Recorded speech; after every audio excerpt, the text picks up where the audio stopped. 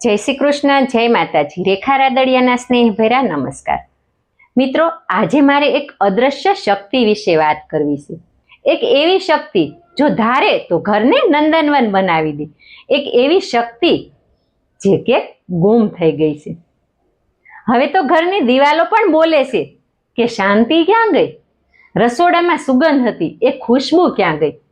એક સમય હતો, ઘરમાં માતા હતી, હૂંફ હતી, સંસ્કાર હતા.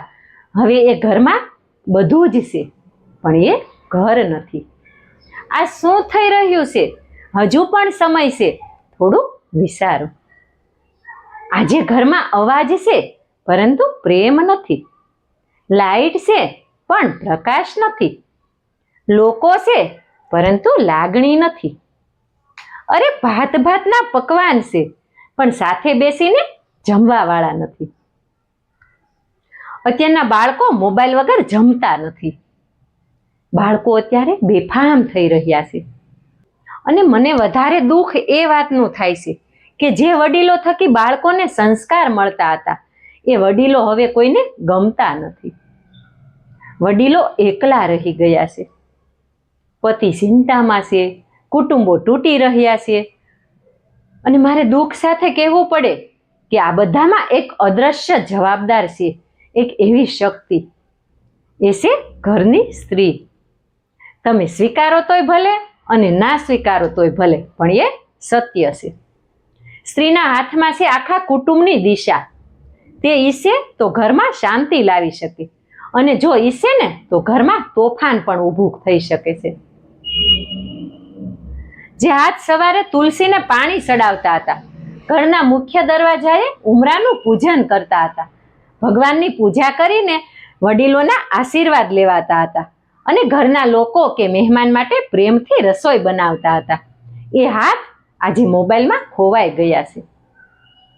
જે ચહેરો કુદરતી તેજથી ઝળહળતો હતો, એ આજે પાર્લરના પાવડરથી છુપાઈ ગયો છે. જે આંખો કદી સંતાનોની સફળતા જોઈને ચમકતી હતી, એ આંખો આજે બીજાના લાઈફસ્ટાઈલ જોવામાં વ્યસ્ત છે. બાળકોની હેલ્થ બગડી રહી છે. માતાએ હેલ્ધી નાસ્તો બનાવવાનું બંધ કરી દીધું છે. બજારમાં મળતો અનહેલ્ધી નાસ્તો બાળકને આપી દેવામાં આવે છે. એના કારણે બાળકોની હેલ્થ બગડી રહી છે. કારણ કે માતા પાસે હવે સમય નથી. પણ એ સમય જ એના સંતાનના જીવનનો આધાર છે. અરે, પતિ ઘરમાં થાકીને આવે છે અને આશા રાખે છે કે હસતા મોઢે એક ગ્લાસ પાણી મળશે, થોડો પ્રેમ મળશે, થોડી હૂંફ મળશે. પણ સામે મળે છે મોબાઈલમાં ખોવાયેલી સ્ત્રી. થોડું વિચારો, એ હૂંફ ક્યાં ગઈ? એ પ્રેમ ક્યાં ગયો? એ ઘરનું ધબકતું હૃદય ક્યાં ગયું? વડીલો વૃદ્ધાશ્રમમાં બેઠા છે અને ઘરની સ્ત્રી શાંતિથી કહે છે, હું શું કરી શકું? અરે, સ્ત્રી ભૂલી ગઈ કે એ જે ઘરનો ધબકાર છે, એ જે ઘરનું હૃદય છે, એ જ એ સંસ્કારનું બીજ છે.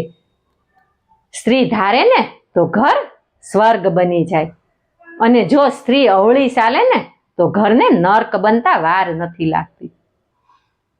અરે, સ્ત્રીના હાસ્યથી શાંતિ ઉતરે છે, અને સ્ત્રીના રોષથી તોફાન ફાટી પડે છે.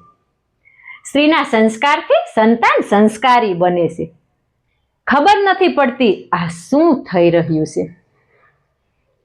સ્ત્રી હવે દુનિયાને ઇમ્પ્રેસ કરે છે, પણ પોતાના સંતાનને નથી કરતી. એ લોકોની લાઈક માટે સ્માઇલ આપે છે, પણ પોતાના પતિ સામે હસતી નથી. હજુ પણ સમય છે સ્ત્રીની ઓળખ પાછી મેળવવાનો. આપણા હાથની રસોઈની સુગંધથી ઘર, પરિવાર, સગા સંબંધીના હૃદયમાં સુગંધ ભરી દઈએ.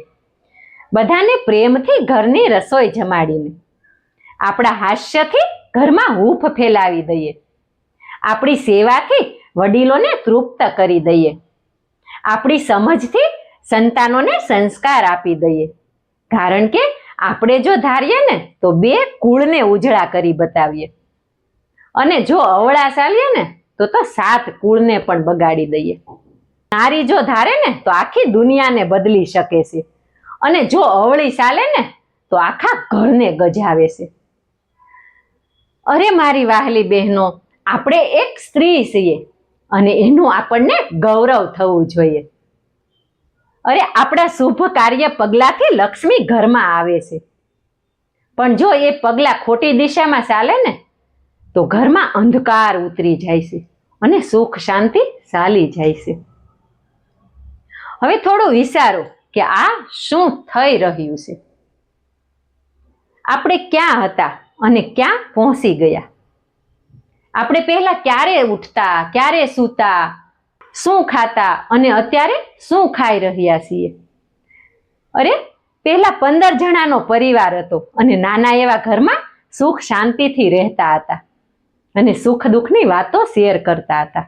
અને અત્યારે મોટા બંગલા છે અને ઘરમાં 3 જણા રહે છે તો પણ ઘરમાં શાંતિ નથી. હજુ પણ સમય છે ઊભા રહી જવાનો અને આપણા રસ્તે પાછા વળવાનો. વિચારો કે આખા સમાજને બદલવાની શક્તિ આપણી અંદર રહેલી છે. એ શક્તિને આપણે મરવા ના દઈએ, પણ આપણા સંસ્કારથી ઘર, પરિવાર અને સમાજમાં સુખ શાંતિ લાવીને આપણા પર ગૌરવ કરીએ. સ્ત્રી એ શક્તિ છે, સંસ્કાર છે, પ્રકાશ છે, પવિત્રતા છે. જો એ આંખ બંધ કરે ને તો દુનિયા અંધકાર બને છે, અને જો એ જાગી જાય ને તો ભૂલો પણ સુધરી જાય, અને જો તે ઉઠી જાય ને તો આખું ઘર સ્વર્ગ બની જાય છે.